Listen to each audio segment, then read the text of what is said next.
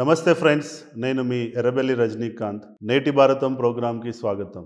ఇప్పుడు మీరు దేశాన్ని ఇంత పెద్దగా తీసుకెళ్ళాలి, నాకున్న గ్లోబల్ నెట్వర్క్ను వాడి దేశాన్ని 3 ట్రిలియన్ నుంచి 20 ట్రిలియన్ తీసుకెళ్లాలన్న ఆశయం ఉన్న మీకు పొద్దుగా లేస్తే బీజేపీ ఇప్పుడు రామ మందిరం తీసుకొచ్చి రేపు ఎలక్షన్ చేయాలి, రామ మందిరం ఇనాగ్రేషన్ అయిపోయిన తెల్లారి నుంచి ఎలక్షన్ స్టార్ట్ చేసి ఎలక్షన్ గెలవాలని అనుకుంటున్నారు కదా.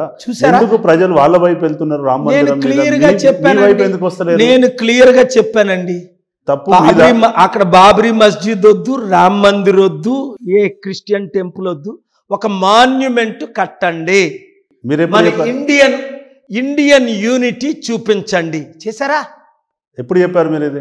అయ్యో, వాజ్పేయి ఎంపీగా ఉన్నప్పటి నుంచి 94, ఆద్వానీ 92 నుంచి. ఎందుకు ఆద్వానీ గారికి నేనంటే పూజ, వాజ్పేయి గారికి doctor Paul is the right person అని వాజ్పేయి. ఇప్పుడు అద్వానీ బ్రతుకున్నారు, మీరు వెళ్ళండి. Doctor Paul, please don't join BJP party. This is a communal party. Don't support Modi, is a fanatic, you are a world leader అని నేను జాయిన్ అవుదాం అనుకోను ఆలోచించినప్పుడు అమిత్ షా మోదీ పిలిచినప్పుడు 2013 ఆపిందే LK Advani. No, I will come with you, I will be honored to receive you in my party, but this is not fit for you.